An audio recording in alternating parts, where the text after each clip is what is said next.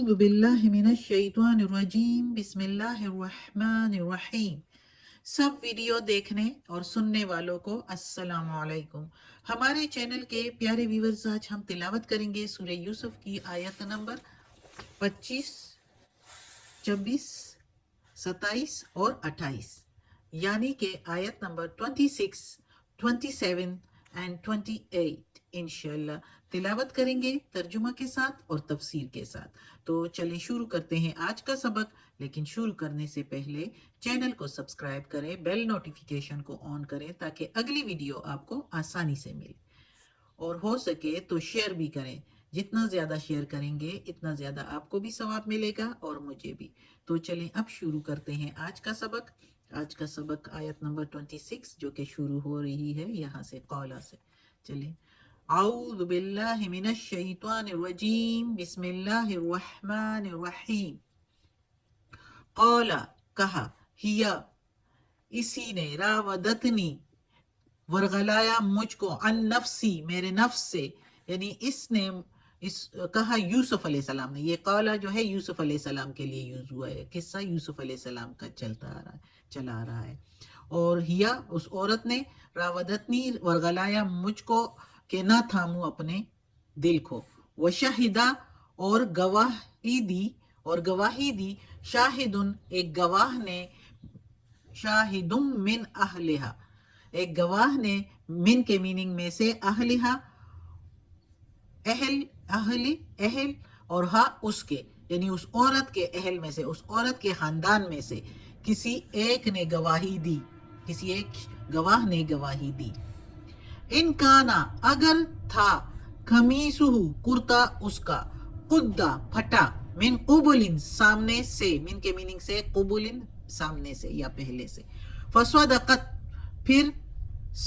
یہ عورت سچی ہے، پھر یہ سچی ہے، وہ ہوا اور وہ،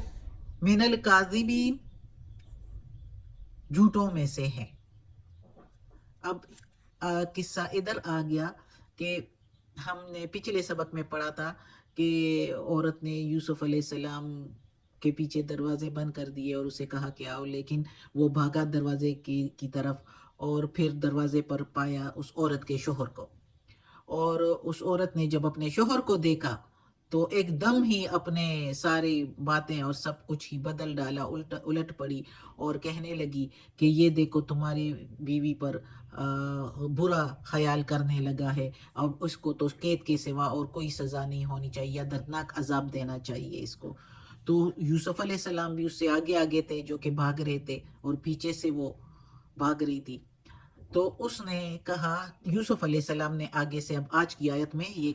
قصہ ادھر ہے کہ یوسف علیہ السلام نے آگے سے کہا کہ نہیں، یہ تو اس نے مجھے ورغلایا، اس عورت نے مجھے اپنے نفس سے ورغلایا کہ اپنے نفس کو، اپنے دل کو نہ تھامو۔ تو جب یوسف علیہ السلام نے یہ کہا تو ادھر ایک آدمی، اس کا مطلب ہے کہ ایک گواہ جس نے گواہی دی، تو اس عورت کے شوہر کے ساتھ ساتھ کوئی اور بھی کھڑا تھا، کوئی اور بھی تھا جس نے دیکھا، اور اس نے یہ دیکھا کہ عورت بھی کہتی ہے کہ اس نے مجھ پر ہاتھ ڈالا، اور یوسف علیہ السلام بھی نہیں مان رہا، وہ بھی کہتا ہے کہ اس عورت نے مجھے ورغلایا۔ تو اس نے کیا کہا کہ اس نے گواہی دی، اور وہ بندہ جو تھا، جو اس کے ساتھ ہوگا، لگتا ہے کہ کوئی تھا اس کے ساتھ، یعنی اس عورت کے شوہر کے ساتھ ساتھ کوئی تھا جس نے گواہی دی، اور وہ بندہ تھا بھی اس عورت کے خاندان کا، یعنی زلیخا کے خاندان کا۔ جو روایات میں ہے اس عزیز کی بیوی کا نام زلیخا تھا، تو وہ زلیخا کے خاندان میں ہی کوئی مرد تھا۔ تو اس نے یہ گواہی دی کہ اگر اس یوسف علیہ السلام کی قمیض جو ہے وہ سامنے سے پھٹی ہے تو پھر یہ عورت سچی ہے اور یوسف علیہ السلام جھوٹوں میں سے ہے۔ یہ اس نے گواہی دی۔ اگلی آیت میں ہے، پھر سارے کا دوبارہ تفسیر صحیح کر لیں گے ملا کے۔ اگلی آیت میں ہے، وَإِن كَانَ اور اگر تھا، قمیصہ کرتا اس کا، قدا پھٹا، من دبرن پیچھے سے، من کے میننگ سے دبرن پیچھے، قدا کے میننگ پھٹا ہوا، فَكَذَبَتْ تو پھر یہ عورت جھوٹی ہے، وَهُوَ مِنَ الصَّادِقِينَ اور یہ سچوں میں سے ہے، یعنی یوسف علیہ السلام سچوں میں سے ہے، وہ پھر سچ بول رہا ہے۔ تو اب وہ گواہ نے گواہی دی کہ اگر کرتا آگے سے پھٹا ہوا ہے تو عورت سچی ہے اور یہ یوسف علیہ السلام جھوٹوں میں سے ہے، اور اگر کرتا پیچھے سے پھٹا ہوا ہے تو پھر یہ عورت جھوٹی ہے اور یوسف علیہ السلام سچا ہے۔ اور ظاہر ہے کرتا پیچھے سے پھٹا ہوا تھا، تو کتنی عقل مندی سے جو بندہ ساتھ تھا تو اس نے عقل مندی کے ساتھ گواہی کی طرف، شہادت کی طرف توجہ دلائی، اور بڑی معقول شہادت دی اس نے، معقول، بالکل جو اس کی شہادت تھی بالکل معقول اور بالکل ٹھیک کہ واقعی ظاہر ہے اگر یوسف علیہ السلام اس پر برا خیال کرتے، نعوذ باللہ، ہو ہی نہیں سکتا کہ وہ پیغمبر تھے، لیکن فرض کرو تو پھر ظاہر ہے وہ آگے کی طرف، اور عورت اپنی جان بچاتی تو یوسف علیہ السلام کا کرتا آگے سے پھٹا ہوتا، لیکن چونکہ عورت اس پر غلط خیال کر رہی تھی اور وہ بھاگا اور پیچھے سے اس نے پکڑنے کی کوشش کی تو کرتا پیچھے سے پھٹ گیا، تو یعنی پھر پیچھے سے اگر پھٹا ہو تو عورت کا خیال غلط، پھر عورت غلط ہے، وہ جھوٹی ہے، تو جو گواہ تھا وہ اس نے بڑے عقل مندی سے گواہ دی۔ اچھا، بعض روایات میں ہے اور بہت معتبر روایات میں سے ہے کہ گواہی ایک شیرخوار بچے نے دی جو کہ ادھر ایک جھولے میں پڑا ہوا تھا، اور اس نے گواہی دی، لیکن جب قرآن میں اس طرح کا کوئی ذکر نہیں ہے تو پھر چاہے وہ بہت بھی معتبر روایات ہو، اس کی اہمیت پھر اتنی نہیں ہے، اور یہ تو ایک میریکل ہو جاتا ہے پھر کہ ایک شیخوار بچے نے گواہی دی، جبکہ ادھر اللہ تعالیٰ نے کہا کہ گواہ نے گواہی دی، اور اگر کسی شیخوار بچے نے گواہی دی ہوتی تو وہ بھی اللہ قرآن میں بتا دیتا، جیسے کہ عیسیٰ علیہ السلام نے بی بی مریم کی گواہی دینے کے لیے خود گود میں بول پڑا تھا، تو وہ ہم نے عیسیٰ علیہ السلام کے قصے میں پڑھا، اور قرآن میں ہی پڑھا کہ عیسیٰ علیہ السلام خود بول پڑے تھے، گود میں پڑے، جو ہے بول پڑے۔ تو ادھر جو اللہ نے کہا ہے، فرمایا ہے، وہی ٹھیک ہے، یعنی کسی گواہ نے گواہی دی اور بڑی دانائی سے، بڑی عقل مندی سے گواہی دی۔ اب دیکھتے ہیں آگے کہ کرتا کہاں سے پٹا ہے۔ قصہ تو ہم پڑھ رہے ہیں، تو 2 آیتوں سے پہلے ہم نے پڑھا تھا کہ پیچھے سے ہی اس نے کھینچا تھا، تو آگے دیکھتے ہیں پھر۔ ظاہر ہے اب تو گواہوں نے دیکھنا ہے، ہم نے تو ادھر سے پڑھا، اللہ تعالیٰ نے فرما دیا، لیکن اب گواہوں نے دیکھنا ہے، اور وہ کیا کہتے ہیں۔ فلما، پھر جب رآ، دیکھ لیا، قمیصہ، کرتا اس کا، قدا، پھٹا ہوا، من دبرن، پیچھے سے، قالا، کہا، انہو،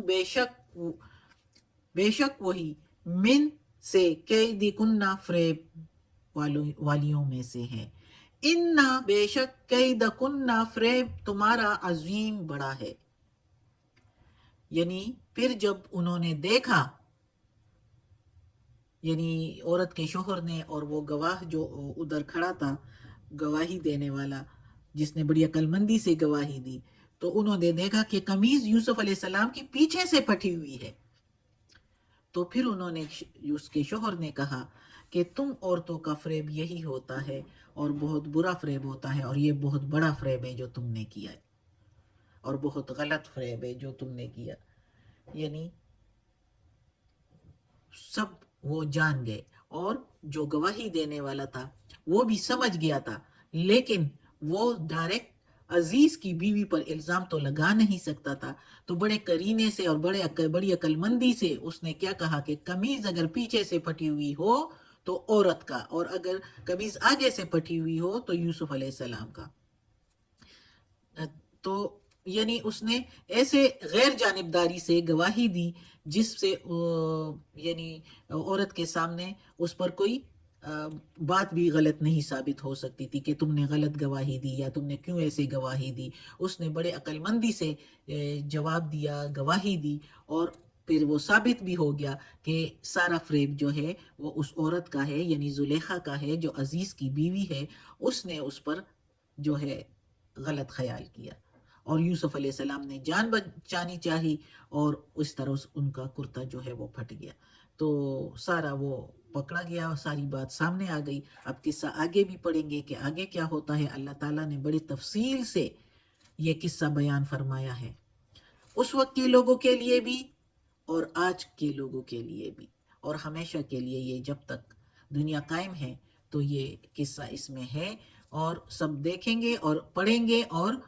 اس سے عبرت حاصل کرنی چاہیے کہ اللہ جو کچھ کرنا چاہے اسے کوئی تبدیل نہیں کر سکتا۔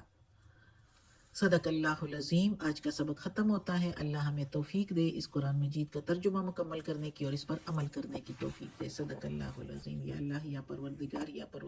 یا رب العالمین، یا مالک یوم الدین، یا علی کل شیء قدیر، یا اللہ یہ تیرے کلام قرآن مجید کی تلاوت کی ہے